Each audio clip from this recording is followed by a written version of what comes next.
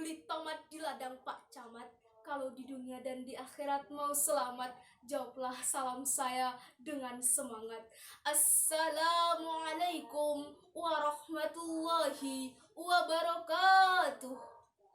Hamdan wa syukron lillah, salatan wassalaman ala rasulillah, amma ba'du.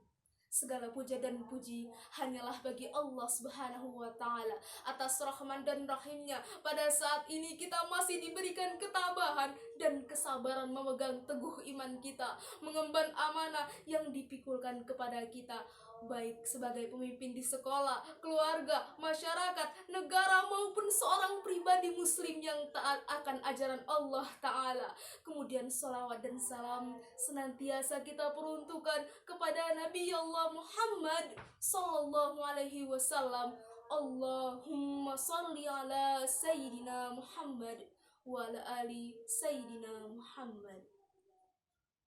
Hadirin rahimakumullah, barangkali merupakan pemandangan umum bagi kita semua. Di sepanjang jalan, di sudut-sudut, ditempatkan di pohon-pohon, kita melihat foto-foto pada banner atau baliho agar terpilih untuk mendapatkan kedudukan dan jabatan dalam suatu pemerintahan.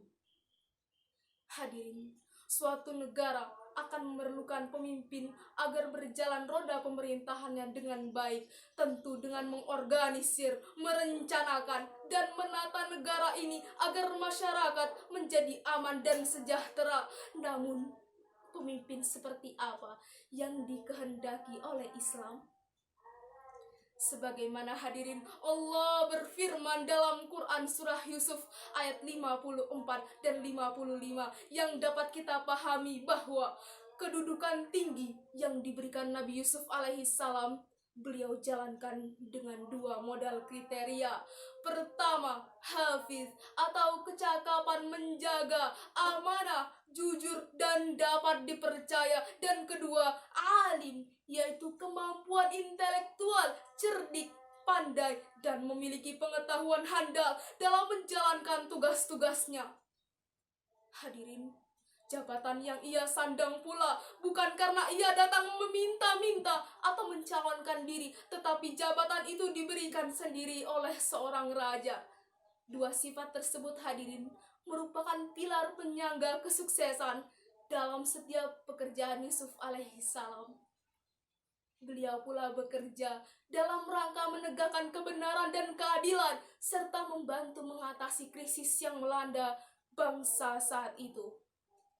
Beliau juga memahami betapa beratnya pangkat dan jabatan. Beliau menerima jabatan tersebut karena ketulusan hati dan kebersihan jiwa, bukan karena mencari popularitas diri dan menimbun kekayaan atau ambisi kekuasaan semata. Karena itulah Allah Ta'ala segan-segan, tak segan memberikan kepadanya tamkin atau posisi yang kuat dalam sebuah pemerintahan. Hadirin wal hadirat rahimakumullah, jabatan dalam pandangan Islam bukanlah sebuah kehormatan semata, melainkan mas'uliyah atau tanggung jawab dan mandat yang berarti butuh pengorbanan, bukan manipulasi kesempatan, karena tugas dan amanah akan dipertanggungjawabkan baik di dunia ini maupun di akhirat kelak. Oleh karena itu, setiap pemimpin atau pemegang amanah haruslah mempunyai sifat hafizun dan alim, yaitu sosok yang dapat menjaga kekayaan bumi ini untuk kemaslahatan umat manusia, mempunyai kemampuan memperdayakan sumber daya alam dan sumber manusia yang kita miliki. Kemudian hadirin, Allah juga menjelaskan dalam Quran surat At-Taubah ayat 128 yang mana dapat kita pahami, yaitu yang pertama, azizun alaihi manittum, yaitu berat beban yang dirasakan oleh rakyat hendaknya menjadi beban moral seorang pemimpin. Dan yang kedua, harisun alaihim, yaitu pemimpin yang menginginkan kebaikan bagi rakyat. Dan ketiga, raufur rahim, yaitu pemimpin yang santun dan kasih. Hadirin wal hadirat rahimakumullah, fenomena kekerasan, kerusuhan, keributan, baik di level elit politik maupun level massa, sangat membutuhkan seorang pemimpin yang mempunyai kriteria-kriteria tersebut, sehingga umat tidak terombang-ambing dalam ketidakmenentuan dan ambisi pribadi semata. Karena sungguh penyakit yang lebih berbahaya adalah penyakit sombong, iri hati, dengki, haus kursi, frustasi, dan menghalalkan segala cara demi mendapatkan jabatan dan popularitas diri. Jauh lebih membahayakan dan dapat merusak tatanan hidup bermasyarakat dan berbangsa. Maka dari itu hadirin, seorang pemimpin juga harus memaknai dan berpegang teguh oleh Al-Quran. Berpegang teguh pada Al-Quran, karena jika seseorang telah mengamalkan Al-Quran dengan istiqomah, maka perilakunya akan bertentangan dengan hal-hal yang buruk dan akan semata-mata taat pada ajarannya.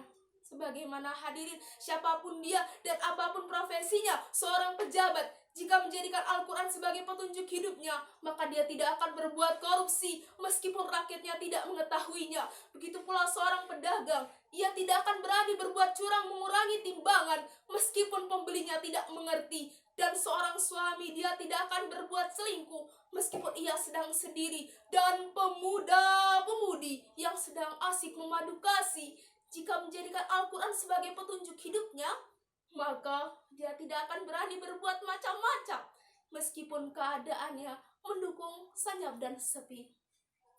Hadirin wal hadirat rahimakumullah, sekian dapat saya sampaikan. Mohon maaf atas segala salah-salah kata. Namun sebelum saya tutup, saya akan menyampaikan satu buah pantun. Buah salak dahannya patah, buah jeruk manis rasanya. Kerja amanah negeri berkah, pemimpin baik ikuti ajarannya. Wabillahi taufiq wal hidayah. Akhirul kalam. Wassalamualaikum warahmatullahi